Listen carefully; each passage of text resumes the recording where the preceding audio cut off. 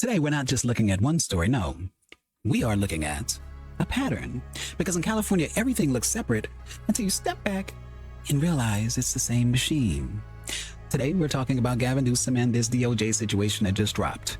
We're also talking about these midnight tax increases that could hit your health insurance. We're talking about taxpayers possibly footing the bill for inmates' phone and tablet services.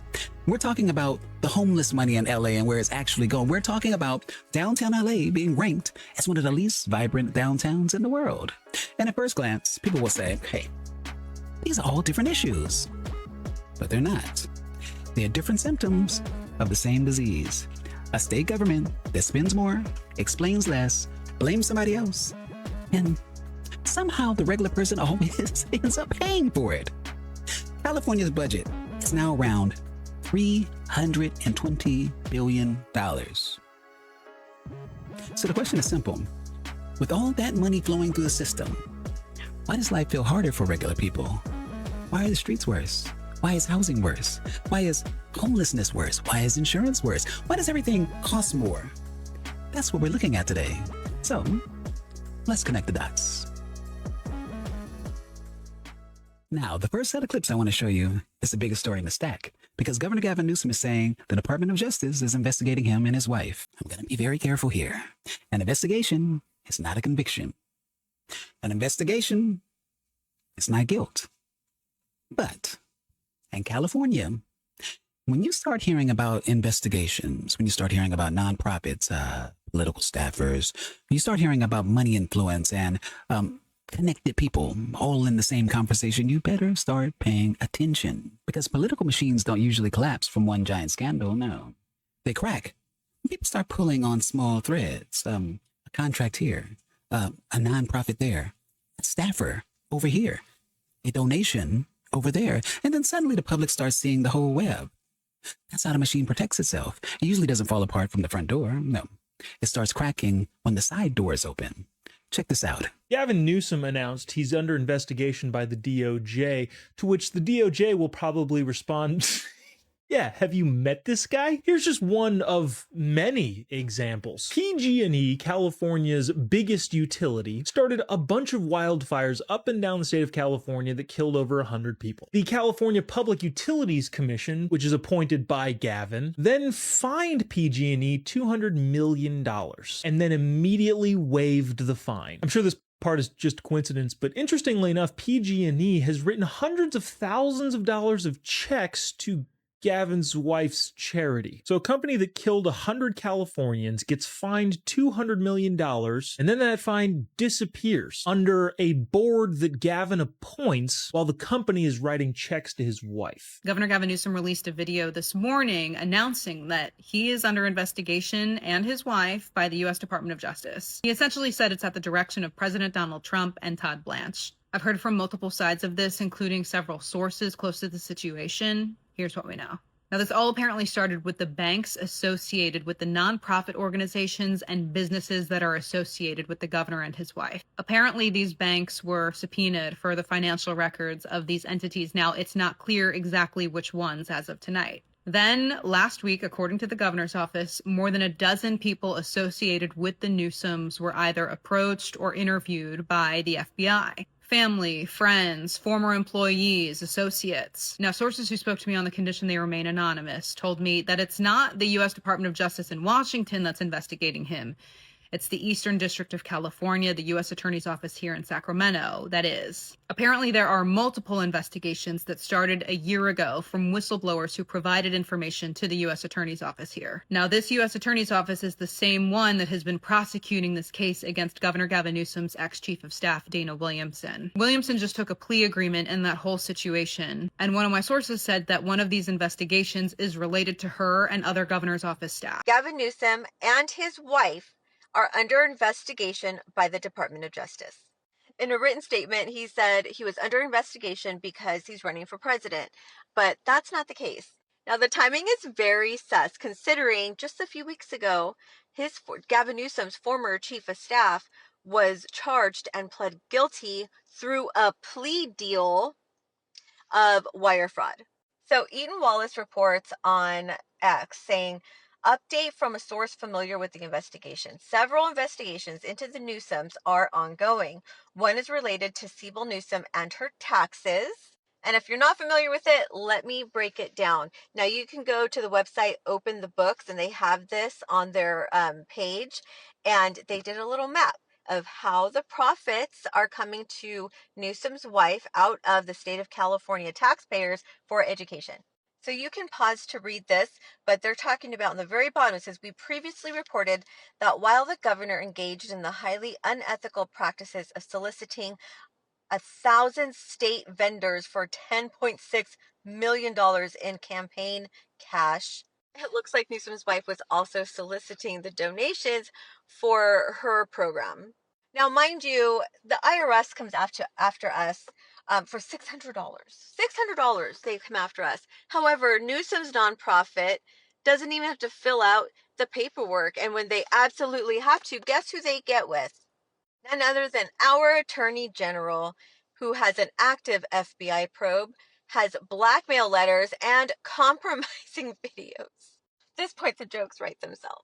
So you can just pause to read this, but it shows that in 2012, Newsom's wife's nonprofit generated over $1 million in screening revenue, and it shows you here how it's purchased. And all that comes from taxpayer money that goes into education. See? This is why I keep saying, folks out here, contrary to what you see on mainstream media, folks out here do not trust these people anymore. This is why people are losing trust. Because regular Californians are told to follow every rule. We got to pay our taxes. You got to pay your insurance. You got to pay your registration. You got to pay your rent. You got to pay your gas bill. You got to pay your electric bill. But the people at the top seem to be surrounded by foundations, nonprofits, consultants, staffers, donors, contracts, political favors, and investigations that somehow the public is never supposed to fully understand. And notice the move. Whenever something touches one of these politicians, they immediately frame it as political retaliation. And maybe some of it is political. But here's the question regular people should be asking. Here's the question that you and I should always be asking. Why is there so much smoke around the same circles of power? Why do the same names keep showing up around state contracts, around all these nonprofits, campaign money, public money, and private benefit? Ask yourself something. If a small business owner in Bakersfield got audited, let's say 3 times in 5 years, would anybody call that political retaliation? Of course not. They just call it a Tuesday. But when it's a sitting governor, suddenly the rules of logic change. This is bigger than Gavin Newsom. This is California's operating system. The connected class get layers of protection. The working class, we get the bill. That's the story. Now, while everybody is distracted by the big political drama, here comes the part that hits your pocket.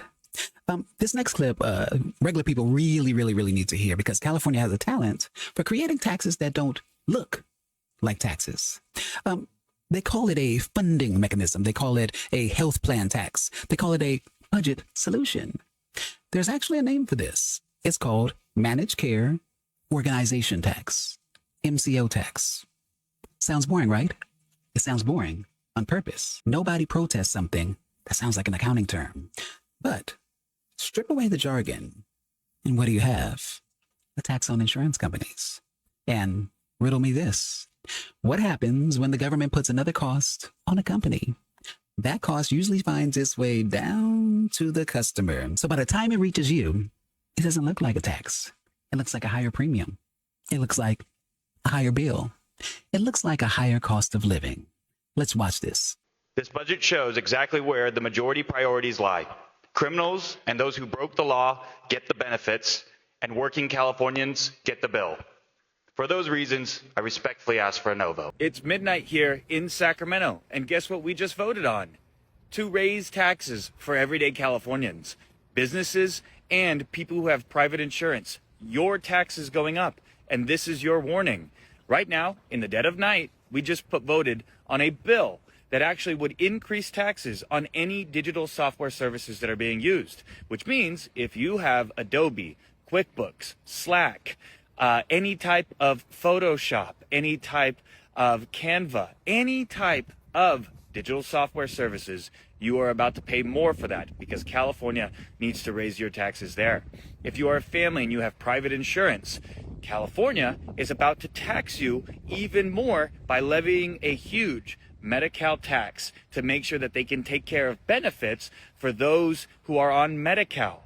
In that same bill, they actually rejected all of the people who are on Medi-Cal right now, paying only $30 a month for their medical, full scope medical, to increase them to $50 a month.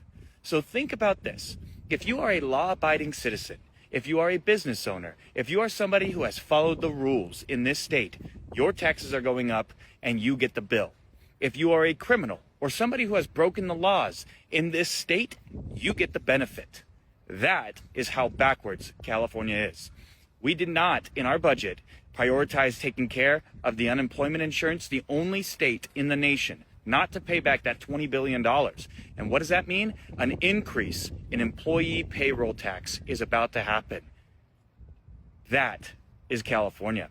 With a record revenue and record budget, the state of California has never had more money available to it in history. They say that it's all Donald Trump's fault and we're broke, even though the state has never had this much riches. We are the richest state in the richest country in the history of the world, and yet it doesn't look like it, it doesn't feel like it, and it's not the federal administration's fault, I can tell you that. Make sure that you're paying attention, you're watching, and you vote accordingly. That's it. This is the California trick. They don't always walk up to you and say, hey, we're raising your taxes. They create a tax upstream. They put it on the insurance company. The insurance company passes it down. And when you open up your bill and say, why is everything so expensive? Why is it more expensive? That's not an accident. That's a design.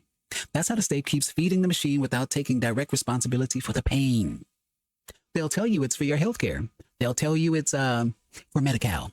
They'll tell you it's for vulnerable communities. But the regular working person is sitting there saying, I can barely afford my own insurance. I can barely afford my own family. I can barely afford to stay in California. Now you want more?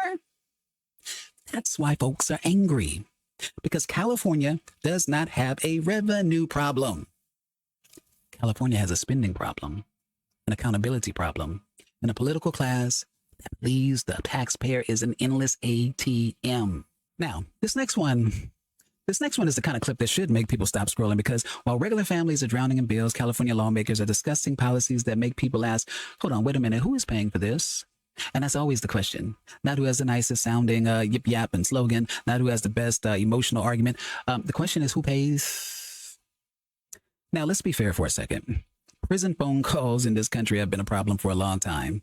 Families have been hit with crazy prices just to speak to somebody in the clink that they love. So yes, there was a real issue there, but there is a difference between fixing a predatory system and shifting the cost onto taxpayers with no real transparency. See, one could be called reform. The other is a transfer cost dressed up as compassion. So again, simple question, who pays? Watch this. How much do you pay for your phone bill? $50? $100? What if I told you Democrats are advancing a bill in Sacramento to make you pay for a convicted criminal's phone bill on top of your existing personal monthly bill? SB 498 would require state prisons to provide free electronic messaging and texting services to felons. It would also make it harder for prison staff to limit how long inmates use those services. This is a free, unlimited texting plan for criminals. Meanwhile, working Californians are paying more for groceries, for rent, gas, utilities, and their own phone bills. Governor Newsom and Sacramento Democrats control the budget. They control the prison system, and they control priorities. So before they bankroll free texting for inmates, we deserve a straight answer. Why are one-party rulers making life easier for criminals while law-abiding working Californians are struggling? This is where California loses people. This is where the politicians lose people. This is where the legislators lose people, because most regular citizens are not saying people in prison should have zero communication with their families. That's not the issue. The issue is that California keeps creating benefits, programs, services, protections, and expansions without ever respecting the people who are forced to pay for all of it. A working mother around the corner from my house has to pay her own phone bill. A father working 2 jobs has to pay his own internet bill. A senior citizen has to choose between groceries and utilities. But Sacramento keeps finding ways to make taxpayers responsible for another system, another program, another cost. And every time you question it, they try to make you feel immoral. No, it's not immoral to ask where the money is coming from.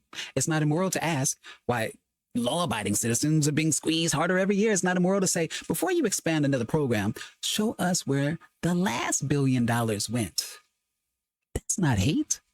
That's an accountability that we deserve. This next section is very, very important. I need Los Angeles folks to wake up because homelessness in LA has become more than a crisis now. See, it's become an economy. And once a crisis becomes an economy, you have to ask a very uncomfortable question. Are they trying to solve it or are they trying to manage it for profit? Los Angeles has poured billions upon billions into homelessness over the last decade. Bond money, sales tax money, county money, city money, state money, federal money, nonprofit contracts, housing programs, service providers, consultants, outreach teams, administration. And after all that money, regular people still see the same tents, the same encampments, the same sidewalks blocked, same parks taken over, same people suffering. So the question is not, do you care about the homeless? No, the real question is, who is benefiting from the homeless never being helped? Watch this. They're using these people here to keep the money intact, right? Right. So, but now I'm going after those people. Me Are and you? Bill Aselli, Man, you going after the them? U.S. attorney. We're going after the people who scamming the homeless. Hell yeah. If you scam the homeless, we're going to get you. And how they scamming them? How they scamming them? Well, they What's the break? they What's the come down structure? here. They want to get fake votes. They want people to sign up here, give them $4 or $5 and say, hey, sign this paper. We cannot allow that to happen to the people here. These people is helpless because they homeless. Yeah. But that don't mean you got to take advantage of them and use them to get elected. Yeah. We don't want to use people to be elected. I wish I could show you what's behind here, but I can describe. I've seen over a dozen Ferraris, Lamborghinis, a Bugatti, Lotus, several G-Wagons.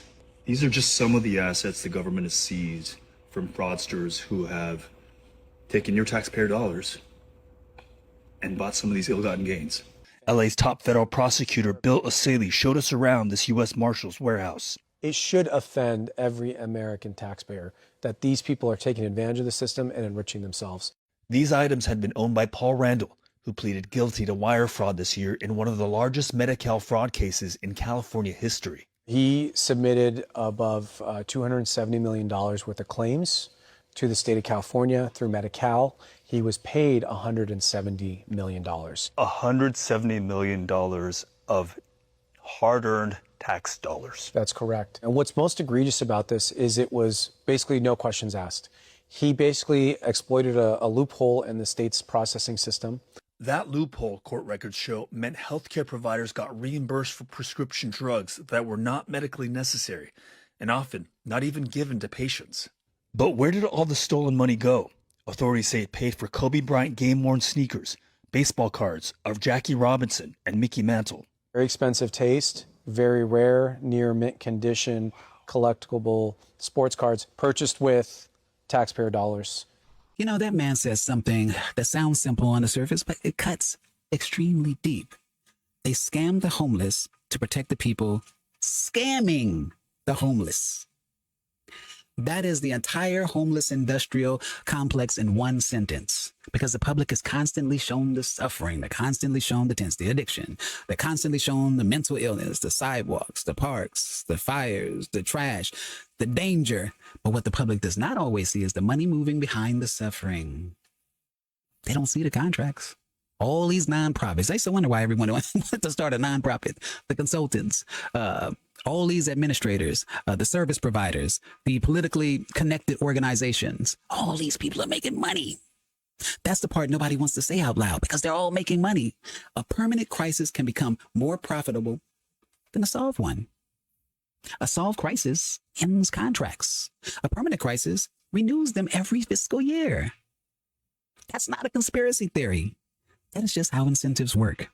If the money depends on the crisis continuing, then don't be shocked when the crisis continues. And when somebody asks, hey, can you tell me where the money went? They act offended. No, we should be offended. We are offended because Los Angeles has spent billions and the average person still sees the same thing over and over and over again. And the same neighborhoods are declining. So again, we have to ask these folks on a constant basis, a simple question. Hey, are we fixing homelessness? Are you fixing homelessness? Or are you funding homelessness through our money? Because those are not the same thing. Now, after all that money, billions of dollars, all those taxes, all those programs, all those promises, what does the public actually see? A downtown that people don't even want to walk through. A city where public spaces feel unstable, a region where people are asking, what exactly are we paying for? This is the most important thing. Downtown LA was not built to be a ghost town. I love downtown LA. I used to, at least. This was supposed to be one of the great urban centers of America. Broadway, Spring Street, the historic theaters, the financial district, the culture, the restaurants, the nightlife, the architecture, the energy.